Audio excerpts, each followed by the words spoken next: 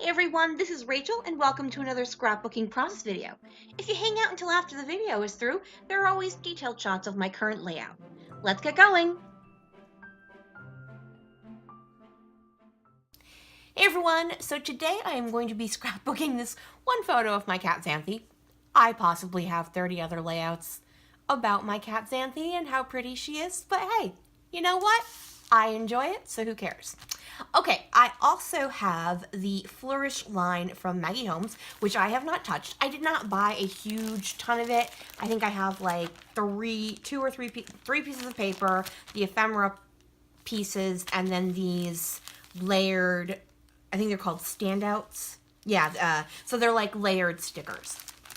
I also have this background that I made before, and it's already dry. Now, this is kind of one of those things where I was just playing around. I didn't know what it was going to be. I didn't know what was going to happen with it. It's actually, I was actually thinking about making a hexagon. I have a hexagon stencil. Oh my goodness, I apparently forgot how to make full sentences. I apologize. I was originally planning on using this to make a hexagon background using a stencil I own from Kaisercraft, but I actually liked, so once I did that, I just flipped this over and smooshed it down, and I actually liked this better than the original piece of paper. So I thought, I think I'm going to go ahead, let this dry, and just work with this.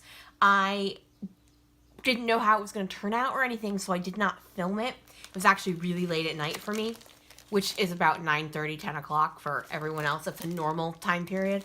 Okay, I am rambling. I'm going to get you put on fast forward, so let's get going. Okay, so for those of you who want to know, that stencil is by Kaisercraft, I believe, and the colors I used were Mango Tango, Jenny B Blue, Tuscan Sun, and Concrete, and those are all shimmers. So I'm too lazy. I am I should have replaced the batteries on my Caterpillar crop probably 6 to 8 months ago, and I just am like, yeah, no, if I just whack at it, it brightens back up. So that's what you saw me doing at the beginning. I was trying to lighten the light back up. So I'm going ahead and I'm drawn to that blue frame that's right on the right hand side just now. So that's the first thing I go ahead and cut out. And then I see that back of that has that little fan color, that fan pink and blue design. So I decide I'm going to map my photo with that. It is a picture of my cat, and she is in front of my nephew's very blue blanket. So I thought that beautiful blue that's in this collection would work perfectly. The only problem is there isn't actually a ton of it in there. It's very sporadic, so I end up having to really think about what I want to use. So I cut out another frame, and I'm going to pop that in the upper left hand as kind of a top little embellishment cluster there. And now I'm looking for if I have any mists in that blue color, because I want to bring that darker blue there. And I decide on, oh sugar, what's it called?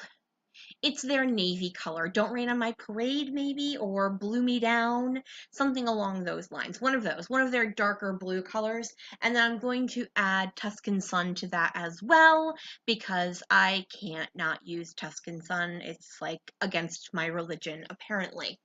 So and then I think I add a third one, and I just go with Caribbean Sunset. That's my third choice for adding some sprinkles to the back of my page. Well, that is drying. I'm going to give ahead a poke through the ephemera pack that I purchased because I hadn't opened it, and right away that lovely large title piece broke. It's fine. I'm pretty sure I should be able to work that back together so that it's not a problem. Now, as everyone who has used this embellishment pack has noted, these ephemera pieces are massive. Like, so big, it's crazy. Now, I'm not one who minds using big embellishments. It just is something where if I want to layer things, that's not going to super duper work super well. But I managed to get quite a few embellishments on this one Nevertheless, I'm going to use those two large vellum terrarium pieces. I'm going to use this swan piece, although you're really not going to see very much of it. So here's what I talk about a lot. Make your stash, make your scrapbooking stuff work for you. If you are never going to use as this, I'm never going to use this house. It's not my style of house. It's not something I'm going to scrapbook about. So, but the top of it looks like a tag. So, it may not have been meant to be a tag. It may have meant to be a tag. I have no idea. But for me, it's just shape and color. So I've added a few other things. I added that little botanical butterfly thing, vellum piece. It's actually rimmed in gold, as are the terrariums. And I added that little vellum two-tone bird. And I needed a pop of that blue in the upper right-hand side, and I couldn't find anything embellishment-y for it, but I did find I had a scrap of the paper that I matted my photo with, so I just fussy cut out a piece of that, and then I'm going to add one of the layered stickers, that butterfly over there as well, because I wanted to bring some dimension over to that corner. So I'm looking for something to go under that tag, and I really just want a pop of color, and I'm not seeing anything until I find this egret. I think it's an egret. I have no idea. I'm not a bird watcher. So I'm thinking, now that's the color I'm looking for, but once again, I'm really never probably going to use an egret. And maybe one day I'll scrapbook something about some sort of bird, and that would have been the perfect embellishment. But chances are, if it's 10 years from now, I'm never going to remember that. So I might as well use it. And just poking it behind there the way I did, you can't tell. No one's going to look at that really close and say, well, that looks like a bird feather. Why does she have bird feathers stuck back there? They're just gonna, like, their eyes are just gonna move over it as a color.